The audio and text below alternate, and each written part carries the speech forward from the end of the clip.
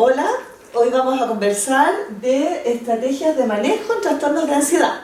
Los trastornos de ansiedad es un tema que nos han interesado mucho a lo largo de los últimos años en Centromil y hemos diseñado un esquema de tratamiento con algunos pasos muy claros y concretos que nos pueden orientar acerca de cómo enfrentar la ayuda de un paciente con trastornos de ansiedad.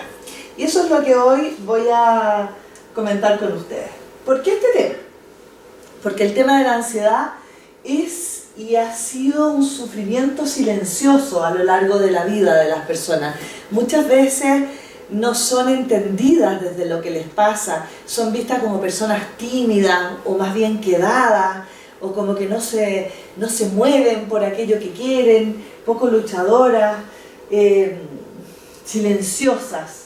Y ese sufrimiento silencioso es un sufrimiento que muchas veces limita la vida de las personas y no los deja ir avanzando y resolviendo los problemas que tienen, los van postergando y dejándolos para después, por un problema de ansiedad, por no atreverse a enfrentar lo que tienen que enfrentar y a hacer lo que tienen que hacer o a decir lo que tienen que decir. También porque los síntomas no remiten con el tiempo. Se ha visto que uno a veces, la gente muchas veces dice, no, si esto ya se me va a pasar, o los padres dicen, eso ya se les va a pasar a los hijos, a los niños, o los jefes, a sus colaboradores, pensando que se va a pasar solo. Y los problemas de ansiedad no se pasan solos. Más bien, provocan problemas a futuro, como dice acá. Muchas veces nos encontramos con que posteriormente hay fobias específicas, hay trastornos de ánimo y uso de sustancias. Son los temas y otros más que tenemos muchas veces que ver con los trastornos de ansiedad. En general, el malestar que sienten las personas con un problema de ansiedad se enfrenta con medicamentos o con hábitos con hábitos gratificantes pero autodestructivos, como, qué sé yo, comer, sientes ansiedad y fumar o comprar. Y claro, invertimos gran cantidad de energía negando o resistiendo estos estados emocionales negativos y muchas veces entonces lo que hacemos es tratar de estar bien evitando tener la ansiedad, pero no se logra. Y la verdad es que lo que hacemos es pelear contra la ansiedad, es tratar de no tener ansiedad. Y hay miles de maneras y cada persona descubre distintas formas, pero no siempre. En realidad no es no siempre, en realidad no es efectivo y todo lo contrario, se adquieren comportamientos que si bien alivian la ansiedad, producen otro tipo de problemas después y entonces en el fondo es peor el remedio que la enfermedad, que tolerarla y que estar sintiendo la ansiedad. Entonces tenemos que se entra en lo que es este circuito que nos explica la ansiedad y qué son las conductas de evitación. En general, a través de todas las conductas con las cuales enfrentamos la ansiedad, los sentimientos de ansiedad o el malestar que nos provoca, son conductas de evitación. Si bien alivian la ansiedad, se aprenden por el reforzamiento negativo que implican, porque es rico cuando decidimos no enfrentar o cuando comemos o fumamos y se baja, o tomamos un trago y se bajan los niveles de ansiedad, se aprende esa conducta con la cual se alivia la ansiedad y muchas veces las conductas de evitación entonces son conductas de decidir no hacer y no enfrentar y eso nos trae problemas a futuro y nos limita la vida. En realidad lo que tienen las personas que tienen problemas de ansiedad es miedo al miedo. Muchas veces se dice en un miedo específico, en una ansiedad más bien generalizada, miedo a las arañas o a los ratones o a las alturas o a manejar o a distintas situaciones específicas, pero lo que todos temen y lo que tienen en común todas esas personas es que lo que temen es el miedo, es la propia sensación de miedo, cuando se eleva el nivel de ansiedad, eso es lo que evitan. Lo que evitan no es el objeto específico que están enfrentando, sino sentir aquello que están sintiendo. Es miedo al miedo, no quieren sentir miedo y lo que piden ellos entonces es quítenme el miedo a volar para poder volar y eso no es posible. Vamos a mirar por qué y cómo. Los pacientes quieren que les quitemos el sentimiento ansioso. En vez de eso, nosotros los ayudamos a incrementar su capacidad de sostener y no luchar, de sostener la ansiedad que les provoca y no luchar contra eso, no tratar de evitarlo, no tratar de minimizarlo. En el fondo lo que hacemos como terapeutas en este estilo de tratamiento, que es del que yo quiero que conversemos hoy día, es que cambien su relación con la experiencia ansiosa. En eso los podemos ayudar. No los podemos ayudar a que no sientan ansiedad, porque la ansiedad es una respuesta normal del ser humano que nos ayuda enormemente a prepararnos para lo que es peligroso. Y no se puede eliminar de la vida de un ser humano, pero sí se puede aprender a manejarlo. Y lo primero que tenemos que aprender los terapeutas para poder psicoeducar a nuestros pacientes o clientes, a aquellas personas que queramos ayudar, es que cambien su relación con la experiencia ansiosa. Es decir, que no luchen y que aprendan a sostenerla y a que no ocurra. La aceptación, esa es la palabra que en los tratamientos ahora último, y la investigación ha mostrado que es más importante como manera de trabajar con las personas ansiosas, que aprendan a aceptar la ansiedad. Y es importante entender qué es aceptar, porque aceptar no es aprobar ni resignarse, sino que es no negar, no ignorar y no evitar. Eso es aceptar. Vamos a entender un poquito más cómo se puede ayudar a alguien a aceptar justamente aquello que nos están pidiendo eliminar. La estrategia de tratamiento entonces es siempre, a través de distintas técnicas y de distintas maneras, el enfrentamiento. El enfrentamiento es justamente lo contrario, 180 grados distinto a la conducta de evitación, que es la manera de solucionar el problema que tienen los pacientes ansiosos. Lo solucionan, es verdad, porque la ansiedad disminuye, pero no solucionan el problema que tienen, porque en realidad el problema de ellos es la evitación, no la ansiedad. Es que ellos eviten sentir ansiedad, no la ansiedad en sí misma. Por lo tanto, vamos a ayudarlos a enfrentar y de ese modo vamos a ayudarlos a solucionar de verdad el problema que tienen, porque lo que tienen que aprender es a manejar la ansiedad de una manera distinta a como lo han estado haciendo hasta ahora. ¿De dónde? ¿Y desde dónde voy a conversar con ustedes hoy día? Desde un modelo de psicoterapias breves, desde el modelo que en Centro MIP hemos estado trabajando y hemos estado estudiando a lo largo de los tiempos, de estos últimos 10 años, les diría yo. El modelo de psicoterapia breve es un marco integrador para la toma de decisiones, es decir, es un modelo que está basado en un enfoque constructivista, sistémico, estratégico, al cual vamos a nosotros integrar todos los resultados de investigación en efectividad en psicoterapia y en psicología positiva. Y entonces esos elementos muy actualizados constantemente por los resultados de la investigación van a agregar valor a lo que va a ser como el metamodelo de enfrentamiento, que es el modelo sistémico estratégico, que nos dice formular objetivos claros y trabajables para poder encontrar un plan de acción con determinadas intervenciones claras y concretas que puedan ser evaluables para poder enfrentar y lograr ese objetivo que nos propusimos. Esto hace que este tipo de tratamiento pueda ser un tratamiento breve y efectivo. ¿Y cómo lo hacemos? Haciendo diseños de los procesos de cambio en base a esta información actualizada que nos entrega la investigación en efectividad en psicoterapia y el modelo estratégico que nos dice que la estrategia para abordar la solución de ciertos problemas es 180 grados distinto al modo de la solución intentada en que han estado nuestros pacientes anteriormente. Bien, vamos a ver entonces cómo vamos a diseñar el tratamiento desde este enfoque de psicoterapias breves del modelo Centro MIP. Vamos a diseñar tratamientos en base, yo les diría, a 3 aspectos fundamentales que hay que tener en cuenta antes de empezar las intervenciones. Al estar pensando y planificando, al estar diseñando un tratamiento, se tienen en cuenta estos 3 aspectos. El sistema consultante. Tenemos que definir el sistema consultante, que no siempre es la persona que tiene el problema de ansiedad. Más adelante vamos a mirar más en detalle cuál es el sistema consultante. Tenemos que tener en cuenta que todos los problemas que nos consultan las personas tienen ciertas desventajas del cambio. Es decir, que tenemos que tener muy en cuenta cuál es la desventaja del cambio para esa persona en particular, porque si tiene una conducta aprendida de evitación para enfrentar la ansiedad, de alguna manera esa conducta debe de estar siendo funcional, es decir, funciona. Puede molestarle que le pase pase lo que le pase, pero de alguna manera alivia y tiene alguna ganancia secundaria, o eso se puede decir de distintas maneras. Funciona.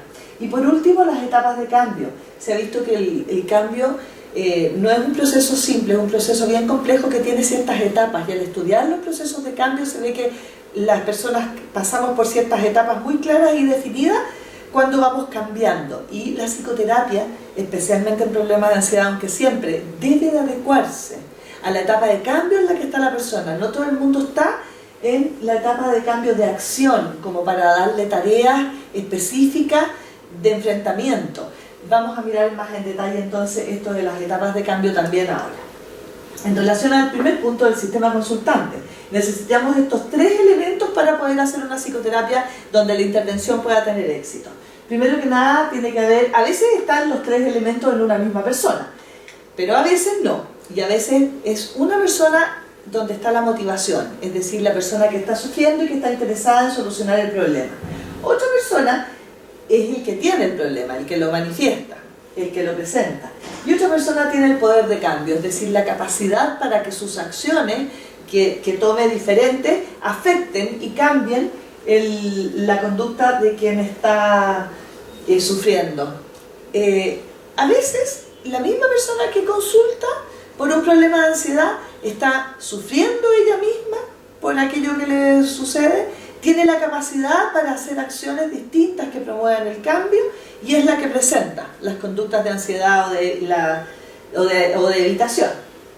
Si no, tenemos que preocuparnos de tener frente a nosotros como terapeuta aquellos elementos, y por eso vamos a hablar del sistema consultante y no de un paciente en particular, porque pueden haber 2 o 3 personas como sistema consultante. Después, en relación a la desventaja del cambio, hablábamos de la funcionalidad del síntoma. Hacer un diagnóstico que pueda incluirnos en la funcionalidad del síntoma es fundamental a tener en cuenta para poder entender y para poder trabajar con el problema de ansiedad en términos de una estrategia de enfrentamiento que tenga éxito, y que de alguna manera, al estudiar esto, nosotros tenemos que ver y preguntar cómo afecta este problema que está ocurriendo y a quién, para poder de alguna manera planificar y validar la satisfacción de las necesidades. Es decir, las personas hacen lo que hacen, en parte puede estar muy inadecuado la conducta, puede resultar dañino incluso y limitante la conducta, pero en parte esa conducta está respondiendo a una necesidad que es válida para las personas, y que el terapeuta sea capaz de hacer en el diagnóstico un diagnóstico más profundo que pueda explicarse cuál es la necesidad que está a la base para que esa persona tenga sentido la conducta que está emitiendo, a qué responde, a qué necesidad responde esa conducta. Es fundamental, porque al cambiar esa conducta, para que no tenga la desventaja y no tienda a la resistencia y no tienda a volver a emitirse esa conducta en el repertorio de la persona, necesitamos encontrar una otra vía alternativa de satisfacción de esa necesidad. Si no ocurre esto, en general hay recaídas y son pacientes muy resistentes porque no se ha validado la necesidad que responde. Bien, y en etapas de cambio yo voy a hablar muy poquito ahora de ello, pero es un concepto muy importante que, si quieren saber algo más de esto, se puede leer en Prochaska. Y lo que hoy voy a decir y comentar con ustedes se refiere solamente para ajustar a los tratamientos de ansiedad. Voy a hablarles de que el cambio es un proceso complejo, como les decía. Es un proceso complejo que cursa por estas principales etapas. Se señalan algunas otras más, pero hoy yo voy a referir a estas 5 que son las principales en el tratamiento de los problemas de ansiedad. La precontemplación, que es cuando la persona no se da cuenta que tiene un problema. No es que no vea la solución, es que no ve el problema. Para él eso no es, o ella, eso no es un problema. Luego la contemplación, que es cuando las personas, si bien ven que hay un problema, no están todavía listas para enfrentarlo y solucionarlo, sino que sí, en realidad esto está difícil, pero bueno, ya, ¿qué le vamos a hacer? Es así. O sí, en realidad esto es una lata, esto causa daño, esto molesta, esto me limita, pero bueno, más adelante veré cómo. O así estamos ambiguos frente a la situación de cambiar. Si bien ven el problema, cambiar todavía no es lo suyo. Luego la etapa de preparación, en que la persona empieza a pensar distintas alternativas y modos de enfrentar este problema y de solucionarlo, aun cuando todavía no tenga acciones concretas al cambio, ya está pensando y se está preparando. A lo mejor el próximo mes voy a empezar a hacer esto, o el lunes, ese es el tipo de comentario. Después la etapa de acción, en que ya comienzan a hacer ciertos movimientos distintos para poder cambiar. No importa los resultados, no importa si son exitosos o no esos cambios en la conducta, pero ya vemos que hay acciones distintas a tratar de promover algún cambio. Y por último la mantención, que es una etapa muy importante y que para los terapeutas es fundamental porque es lo más difícil de los tratamientos. La cosa no es iniciar un proceso de cambio, sino mantenerlo en el tiempo. Y una psicoterapia es exitosa en la medida en que ese cambio se mantiene en el tiempo. Bueno, cuando los pacientes consultan y cuando el cambio se manifiesta, es decir, cuando podemos verlo, es porque estamos en una etapa de acción. Recién ahí estamos en una etapa de acción. Sin embargo, el 20% de las personas que consultan están en etapa de acción. Entonces, como vemos, hay un 80% que no está en etapa de acción y no por eso no está en cambio. Y diagnosticar en qué etapa de cambio está la persona para ajustar nuestra intervención a ese momento específico en el diagnóstico es fundamental para tener éxito en nuestra intervención. Las tareas y los cambios de acción se dan solamente en psicoterapia en ese 20% que consulta en una etapa de acción. Bien, este es un resumen de ajuste de la intervención en la etapa de cambio en la que están las personas.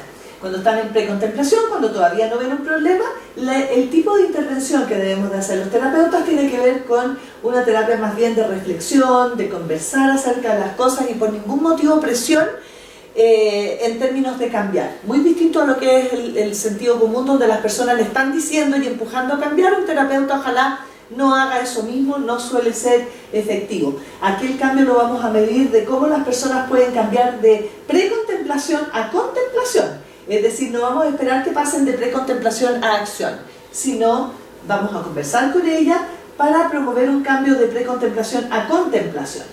Cuando están en contemplación, cuando saben que tienen un problema, pero aún no están listos para el cambio en la acción, vamos a tener como terapeuta una misión muy importante que es la psicoeducación. Vamos a darle información a la persona de cómo es ese problema, de cómo afecta, vamos a hablar de las ventajas, desventajas. Psicoeducación es la intervención importante a hacer.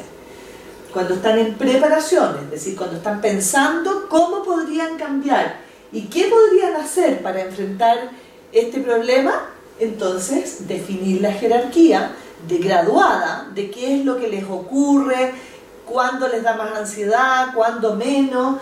Definir esa jerarquía para el tratamiento de ansiedad es lo fundamental en esa etapa. Vamos a prepararnos para hacer ese plan de acción. Vamos a empezar a definir cómo se trata la ansiedad y cuáles son las acciones específicas que tendrían que hacer para poder solucionar su problema. Eso, cuando están en preparación, empezamos a preparar el plan de acción. Y por último, cuando ya están en acción, es decir, cuando ellos ya están dispuestos a hacer cosas distintas para solucionar ese problema, se ajustan las técnicas de exposición y de procesamiento cognitivo. Las tareas de exposición, que tienen que ver con enfrentamiento, como decíamos muy al comienzo, la estrategia para los pacientes con trastornos de ansiedad, con cualquier tipo de problema de ansiedad, es siempre el enfrentamiento. Y ahora la tarea específica y la intervención específica para hacer es la exposición. La exposición puede ser en vivo, puede ser en imaginario, puede ser virtual, de muy distintas maneras, pero siempre la exposición es la tarea concreta cuando la persona está en acción para hacer un acercamiento gradual a ese estímulo fóbico o a la situación que le da ansiedad. Y posteriormente a la exposición, el procesamiento cognitivo. Vamos a ver más en detalle cada una de estas etapas de tratamiento desde la psicoeducación, definir jerarquía, la exposición y procesamiento cognitivo como técnica de intervención propiamente tal.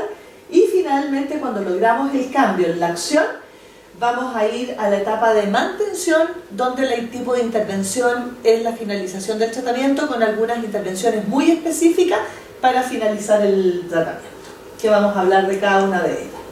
Bien, las intervenciones entonces para los problemas de ansiedad.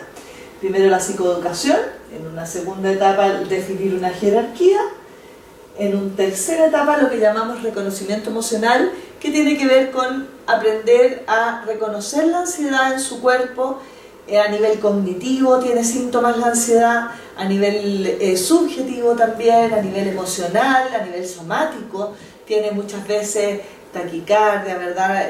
Bueno, distintos síntomas en distintas áreas. A nivel conductual también, la conducta de evitación es muy claramente el problema fuerte a nivel de conducta. Y el número 4, la etapa de la intervención de la exposición, el procesamiento cognitivo y la finalización del tratamiento. Vamos a ver cada una de ellas, cómo la vamos a ir haciendo.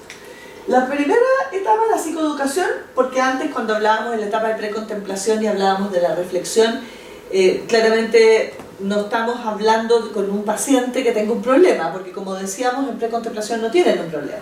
En contemplación sí, se dan cuenta que tienen un problema, pero todavía no están listos para cambiarlo. Bueno, esto es lo que tenemos que hacer con ellos cuando nos consultan personas que están en esa etapa de cambio. ¿Cómo explicarle a nuestros pacientes? ¿Cuál es el problema? Bueno, lo que hay que explicarles fundamentalmente es que el problema es la conducta de evitación. Es la evitación de la ansiedad o de la situación que produce ansiedad, no la ansiedad. Es decir, lo que tenemos que psicoeducar y que explicar en resumen es que el problema de ello es la evitación y no la ansiedad. Es lo que hacen con la ansiedad, no es tener ansiedad. Y esto de psicoeducación, entonces, yo les diría que hay 3 aspectos fundamentales para hacer en esta etapa. Primero que nada, normalizar la ansiedad, es decir, poder comentar con ellos de que es una respuesta que tienen que amigarse con ella y aceptarla, que es parte de la vida y que todos los seres humanos lo tenemos. Ojalá pongámonos como ejemplo nosotros como terapeutas en términos de autorrevelación, en qué situaciones me dan a mi ansiedad y cómo lo manejo. Distintas maneras de normalizar la ansiedad, mostrando claramente que esta se maneja y no se elimina. Después explicar la dinámica del trastorno, explicar cómo la evitación es fundamental para poder mantener la ansiedad, dado que la evitación es reforzada, la conducta de evitación es reforzada porque alivia la ansiedad, alivia la incomodidad y lo negativo y el malestar. Y por lo tanto no aprendemos nunca a enfrentar, a tolerar o a sostener los niveles de ansiedad aprendiendo que no pasa nada, que la ansiedad es ansiedad. Y es parte de salir del espacio de comodidad que hay que tener para poder crecer, para poder avanzar en la vida y para poder llegar a ser las personas que queremos ser y no limitados. No vivir en ese espacio de comodidad donde no nos sentimos ansiosos. Y por eso dice aquí despertar sueños y sostener objetivos, el enfrentar, es decir, ayudar al otro a través de preguntas, a través de conversaciones, de qué quisieran hacer en la vida. Más allá de luchar contra la ansiedad, es abrir caminos futuros de logro, de despertar sueños y de plantearse objetivos y sostenerlos a pesar de la incomodidad que significa la ansiedad. Sostener esos objetivos es fundamental para lograrlo y el enfrentamiento en esto es la estrategia terapéutica, cómo podemos ayudarlo. Después indicar ejercicio regular y frecuente, ojalá varias veces a la semana, 3 o 4 veces a la semana, es fundamental. Hay muchos estudios y mucha investigación que muestran que el ejercicio genera ciertas sustancias, ¿verdad?, que alivian la ansiedad y que elevan el ánimo, y todos sabemos eso, y psicoeducar en ese sentido es fundamental. Bien, el propósito de esta primera etapa es normalizar la ansiedad y problematizar la evitación. La segunda etapa, definir jerarquía. Cuando la persona de verdad ya está preparándose, ya está pensando en que quiere cambiar, tenemos que definir jerarquía en 3 pasos fundamentales. Definir el primer paso, es decir, algo que la persona sí puede hacer. Tenemos que ver cuál es la línea base y desde dónde vamos a partir. Le puedo tener miedo a las arañas o miedo a exponer públicamente, muchos miedos distintos, pero siempre hay algo que yo puedo hacer y algo que evito. Tenemos que partir, definir el primer paso, lo que la persona sí puede. Ver una araña, decir la palabra araña, mirar la araña en una revista, en la televisión, verla por ahí, pero no acercarse, no sacarla. Tenemos que definir lo que sí puede, antes de empezar a avanzar hacia lo que no puede. Segundo, hay que definir una meta mínima, es decir, cuál es el primer paso que va a dar como indicador de un inicio del proceso de cambio. Y por último, definir un objetivo, allá bien lejos, hasta dónde quiere llegar, qué tiene tiene que ver con sus sueños y con los valores en relación a esa situación o objeto que le produce ansiedad. Posibles preguntas para trabajar en estos 3 pasos. ¿Qué voy a estar haciendo cuando logre lo que quiero? Eso es una pregunta muy importante. ¿Y cuál es el primer paso para comenzar a avanzar en esa dirección? Esas son 2 preguntas, pueden hacer muchas otras preguntas y hay muchas maneras. Lo importante es que definan el primer paso, la meta mínima y los objetivos o sueños finales del camino. El propósito de esta etapa es preparar la exposición, graduar la intensidad de la respuesta de ansiedad, es decir, poner situaciones graduadas de acercamiento para poder la intensidad de la respuesta de ansiedad estar también graduada y dar sentido al enfrentamiento. Eso tiene que ver con despertar esos sueños, esos objetivos finales y valores que le den sentido al trabajo que tengo que hacer, porque es un esfuerzo y es una lata. Y lo voy a pasar mal, no voy a ir a este tratamiento a pasarlo bien. Voy a ir a sufrir de ansiedad, es decir, voy a ir a enfrentar aquello que temo y aquello que no quiero enfrentar y que soy experta en conductas de evitación para no sufrir los problemas de ansiedad. Este tratamiento me va a hacer acercarme a eso y estar ahí, por lo tanto tiene que tener sentido este enfrentamiento y hay que despertar los sueños de las personas que les permitan saber que es para algo eso, tiene un para qué, así tiene sentido y así pueden resistir ese enfrentamiento. Después viene la tercera etapa, que es la etapa del reconocimiento emocional, donde tenemos que lograr que la persona pueda reconocer y respetar su ansiedad. Ojalá la puedan graduar de 1 a 10, donde 1 es nada de ansiedad y 10 es el máximo, ya a punto de explotar. Después, para esto, para el reconocimiento emocional, es muy útil un entrenamiento en mindfulness. Hay personas que tienen entrenamiento o entrenamiento en respiración diafragmática lenta. Hay personas que ya hacen yoga, que hacen mindfulness o que cantan y saben respirar con la respiración diafragmática. Entonces la idea es utilizar cualquiera de esas técnicas que ya conozcan y usen las personas para poder implementarla en el momento en que se requiera de disminuir los niveles de ansiedad. O bien el terapeuta entrenarlos en dejar pasar los pensamientos, ¿verdad? Y no enrollarlos, no quedarse. Si viene un pensamiento de que algo puede ser peligroso, porque la ansiedad es siempre anticipatoria, ¿verdad? No quedarse respondiendo ahí racionalmente a eso, sino dejarlos pasar y estar muy centrado en el presente, en la respiración. Ese tipo de entrenamiento es importante en esta etapa. El propósito en esta tercera etapa es conocer y aceptar la propia experiencia ansiosa, permitirla y dejarla ser. Es decir, sentir en el presente los pensamientos, el dolor de guata, que se aprieta, que el corazón. Sentirlo, permitirlo y dejarlo ser, conocerlo y evaluarlo es lo que necesitamos hacer en esta tercera etapa. Después viene la tarea de exposición propiamente tal, que es la cuarta etapa, cuando los pacientes ya están en acción, como decía.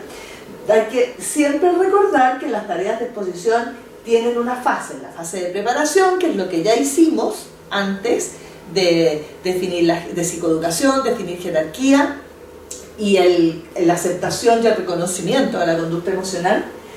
Después viene la tarea de exposición propiamente tal, donde la persona se va a exponer al estímulo ansioso, y el procesamiento cognitivo por último, porque la sola exposición conductual no es suficiente. Puede lograr cambio, alivio y manejo de la ansiedad, sin embargo, en algún momento eso vuelve atrás si no hay un procesamiento cognitivo que pueda dar ancla a este cambio que ocurrió en la exposición. También se dice, en términos de la exposición, que la exposición debe ser una exposición prolongada.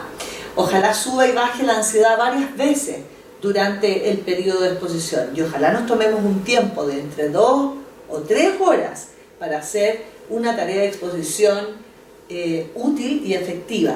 Tiene que ser una exposición prolongada. No es que tenga que ser así, pero es mucho más efectivo si la exposición es lo suficientemente prolongada. Avanzar solo cuando la repetición no elicita ansiedad. A eso me refiero con que como hemos graduado la ansiedad, hemos puesto ciertos pasos, ciertas situaciones de acercamiento y de enfrentamiento, vamos a pasar del paso número 1 al número 2, cuando después de repetir el 1 2 o 3 veces, no elicita ansiedad. Se presenta la primera vez, la primera situación, el paso número 1 de la graduación, sube un poquito la ansiedad, la persona lo baja y lo maneja con su técnica de respiración, de mindfulness, con lo que esté entrenada, luego se repite nuevamente la misma situación, vuelve a subir, la persona vuelve a manejarlo y a bajar, se repite por tercera vez, se repite la misma situación hasta que no elicite ansiedad. No basta con que la persona lo baje a 0 y ahí pasará al segundo ítem. Se tiene que pasar al siguiente ítem cuando la repetición no elicita ansiedad, para que no ocurra este efecto de incubación. El propósito de esta etapa es la desensibilización y o manejo de la ansiedad.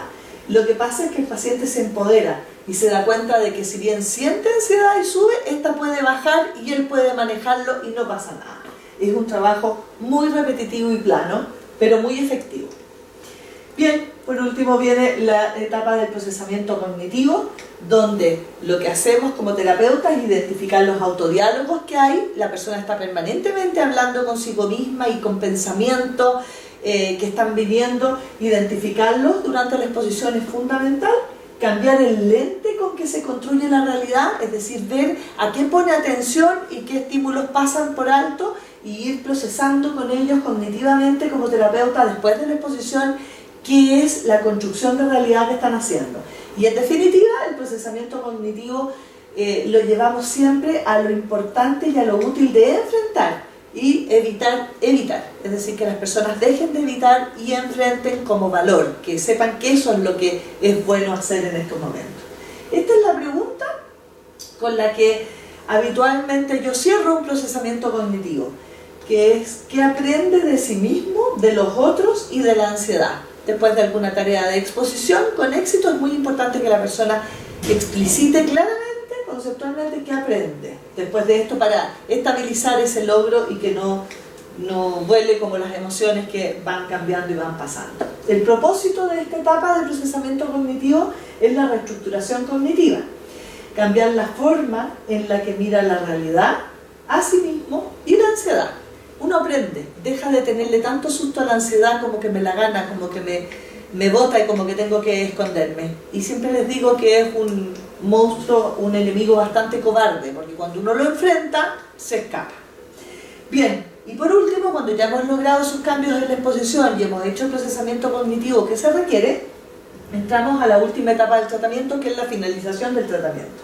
Aquí es importante celebrar y generar la atribución interna del logro, que las personas entiendan que están en sus recursos y en sus posibilidades los logros que tuvieron. No son gracias a uno como terapeuta, sino gracias a ellos mismos, a su valentía, a su capacidad de correr riesgo, de sostener los niveles de ansiedad más altos, de saber que van a poder y de empoderarse, de que van a saber manejar la ansiedad que les provoca esa situación. Después hay que hablar de la prevención de recaída. Esto no es un tratamiento para que la persona no vuelva a sentir ansiedad, sino tenemos que ver muy claramente con ellos cuáles son las situaciones peligrosas que va a seguir enfrentando en la vida, que pueden elevar de nuevo sus niveles de ansiedad y cuáles son las maneras en que podría enfrentar esos momentos en que vuelva a sentir ansiedad. A eso me refiero con prevención de recaída, que no es algo que sea malo que ocurra, sino al contrario, es algo que no solo va a ocurrir seguro, sino que es bueno que ocurra y es una oportunidad para aprender mejor a enfrentar aquello que ya sabe enfrentar y que puede enfrentar. Y por último, entonces, lo que tenemos que hacer en esa etapa de finalización del tratamiento, cuando esto ocurre, es enlentecer los cambios y mantener los cambios. Que no nos engolosinemos con el cambio los terapeutas, que no queramos, porque los pacientes muchas veces quieren seguir adelante y avanzar más. Los terapeutas tengamos cuidado con eso, pongamos más lento, más sostengamos que se mantenga lo que ya está pudiendo, más que seguir avanzando inmediatamente en esa posición, y distanciar las sesiones para eso es bien importante. Bien, un ejemplo. Quiero terminar dándoles un ejemplo. Siempre le pido a los pacientes que me escriban un mail después de algunas sesiones de psicoeducación y de conversación. Quiero que me escriban un mail para yo poder saber con qué se quedaron, porque una cosa es lo que uno dice y otra cosa es lo que la persona escucha. Y este es un mail que me mandó un paciente, un ingeniero, de un ingeniero muy joven, de tipo 27 años, que estaba con un problema de ansiedad importante para enfrentar su tesis de grado y su búsqueda de trabajo, su salida al momento profesional definitivo. Y él dice, cuando sube la ansiedad, independiente de la razón, detenerse, escuchar los pensamientos intrusivos pero no tomarlos en cuenta, dejarlos pasar y no combatirlos con pensamientos racionales. Si tenemos un fin, por ningún motivo abandonarlo. Independiente que tome más tiempo de lo normal, llegar a este fin sin abandonar.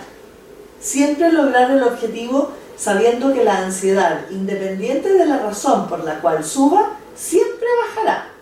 Finalmente, siempre tomar en cuenta cuando la ansiedad suba, porque si no la tomamos en cuenta, llegamos a niveles que ya no son manejables.